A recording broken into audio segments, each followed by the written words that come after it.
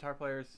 So let's check it out. Let's go through this chart a little bit to kind of give you a way to navigate one, the reading of the chart and getting used to reading figures like this, but also just looking at chord voicings that are written out and showing you. They look more complicated than they really are.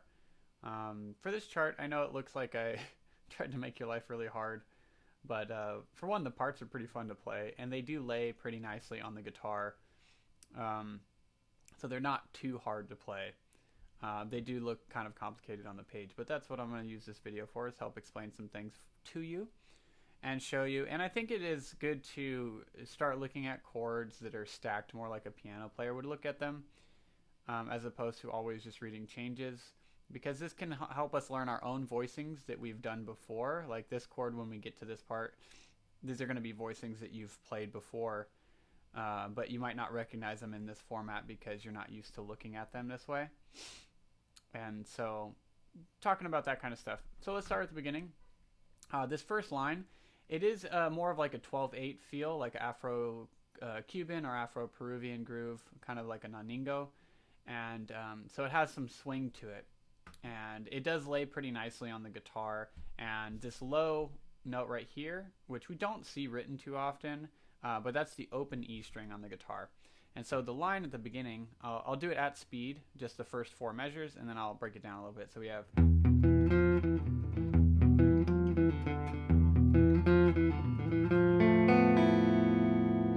So that was up to here, first 4 measures. So breaking that down, we have this basically like a power chord. And then I use this flat 9 essentially. It's kind of like an E Phrygian or Phrygian dominant sound at certain times within the chart. And this is common in a lot of Spanish music, actually. The first part is pretty Spanish-y sounding, and the B section sounds more Afro-Peruvian than the A section. But they blend together pretty nicely. Anyways, so this is more like a power chord. And then we're going to slide our finger up to that F, and then back down to E, and then open D, and then B natural, and then back to... And so it's kind of almost pentatonic scale shape, but we have this oddball flat 9.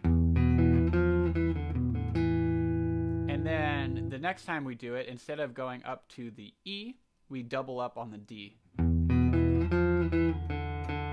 And we actually don't go down to the B at all in that one. So we have...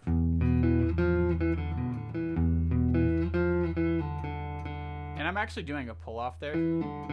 It's not written that way, but you can pick it or do a pull-off. And then we go back to the first line. And then we do this nice chord. This is actually a voicing. It's a kind of common Spanish guitar voicing. All that kind of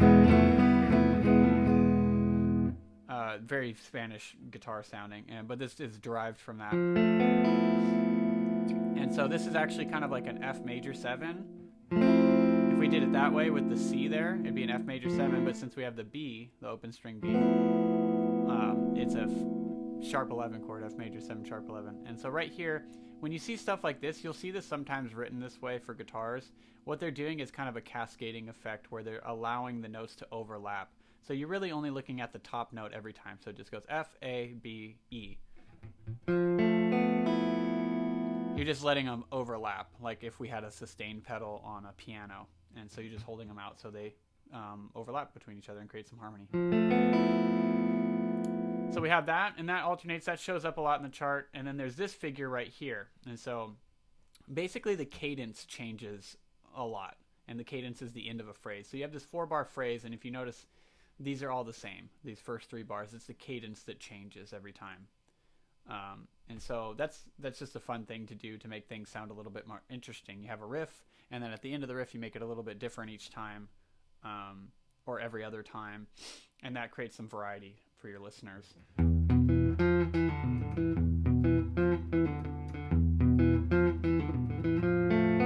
Next one.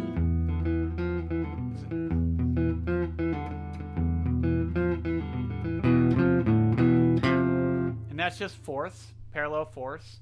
And so once again, this is something where I recognize, oh, these are all fourths, and then I just read the top note. So it just goes E, F, D, which is open string, D and A, and then back to E and then F. So we have,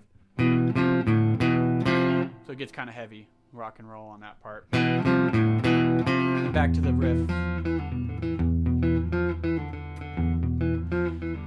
F sharp 11.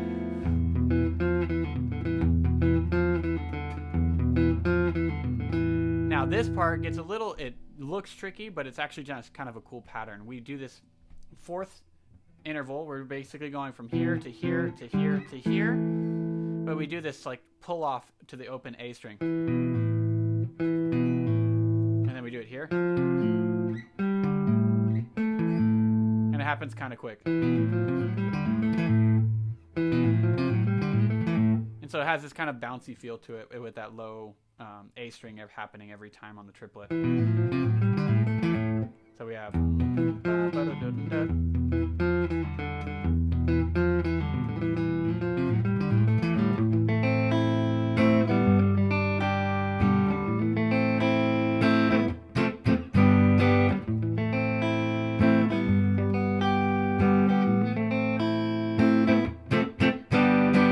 And that's the bridge sections. That's the section that's a lot more Afro-Peruvian. And so this is just an A minor chord. This is what a voicing of an open A minor chord would look like. It just has this rhythmic feel. So we have a triplet, and I'm just picking, and I'm kind of muting the bottom strings. So it has this rhythmic feel to it. And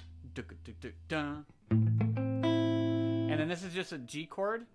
Kind of more of like a country G chord where you have the fourth in the top instead of the open B string. Once again, muting the low strings. And then back to A minor. And then we just do F major. This is just a bar chord. F major. And then G major. So we have the whole B section. We have.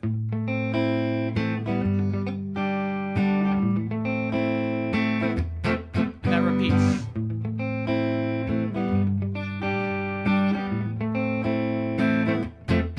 Back to the riff.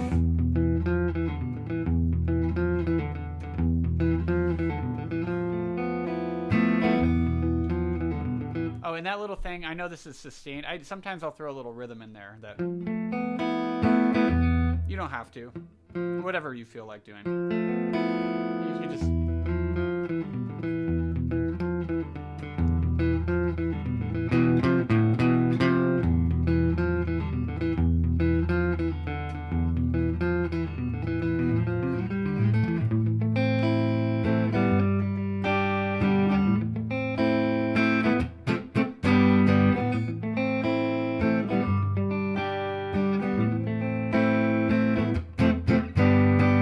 Takes us to letter E, which is kind of Spanishy also.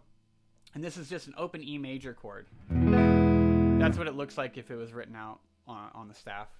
And it's an open E major chord. So we have 3 of those, and on the like a quarter note triplet, and then we have a staccato one, and then we move up to F. So we have, and then we move back to an E major chord right here, and then this is an A minor chord, just like we were doing earlier, but it's voiced as a half note. So we have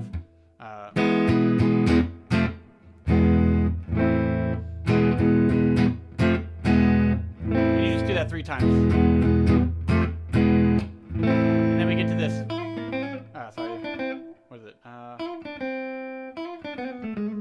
There it is. And so we get to this cool little lick. And so we have.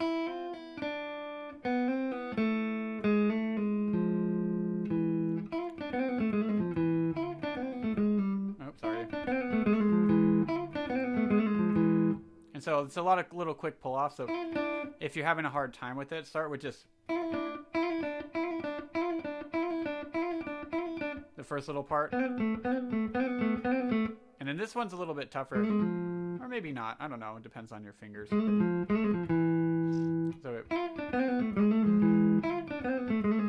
that's kind of a Spanishy lick also. So after the...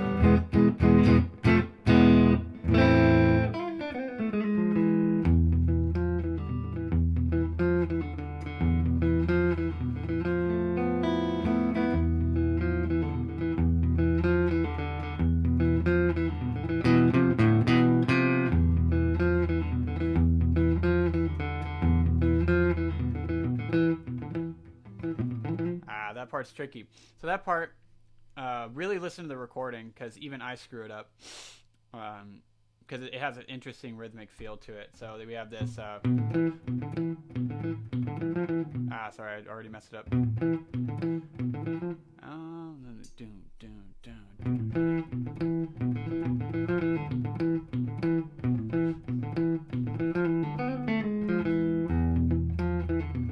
And so that's the lick. Oh, I played a G sharp. It should be G natural there. My bad. And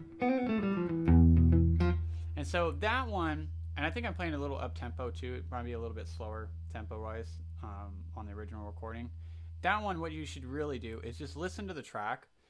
Reading it is more challenging than I think listening to it and just getting the feel of it. When you are putting this together with the ensemble, that figure right there is with the lead alto and also the kick drum of the drum set player. And so just trying to find that. You just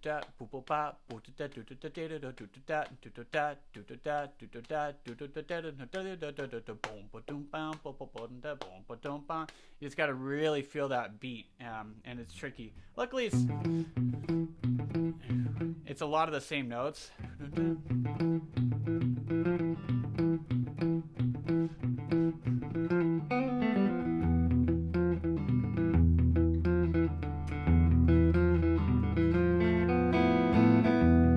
This is a whole solo section. You want to kind of keep this riff going. You can improvise a little bit with the riff, especially if it's only one guitar player playing. You can improvise it with the riff a little bit. But for the most part, you just want to lay a nice foundation for the soloist, which is written for lead alto. So you just want to keep it nice and tight the whole time. And you can change the cadence if you want to. You can do some of those other cadences, like this one. If you want to throw that in there, it might fit with what people are doing also. But you can just stick to this if you want to. And just let the lead alto take care of business while you give them a nice foundation to improvise on. That's about it for the chart. It's a lot of repeating of the same stuff. It looks crazy on paper, but it's actually not too hard of a chart, and it's pretty fun to play because it lays nicely on the guitar. So I hope that helped you out to navigate this chart a little bit. I think I caught everything. Yeah, I think we went through it and knocked everything out. And a lot of this stuff is just repeats of the beginning part. This last part is just F major to G major to A minor. So, and you can even do an A minor bar chord if you want. It's not voiced that way.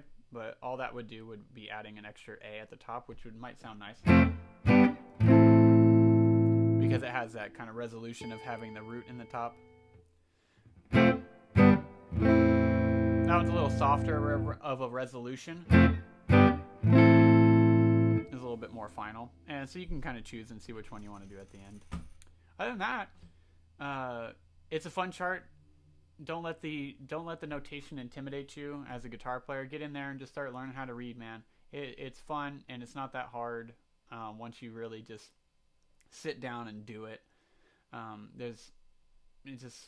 don't know if it's so much of a stigma anymore, but guitar players always get a bad rap for not knowing how to read. And so just get in there and start working on your reading.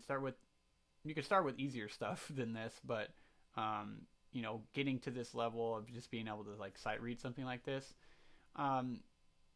Honestly, if I had to sight read something like this, it would probably take me about maybe 10-15 minutes to really like dissect it. I would go through the chart, look at these figures that might trip me up, like this one right here. If I had to sight read this, I would definitely like eyeball that and be like, oh, okay, that's cool. Get that, read these voicings, recognize them.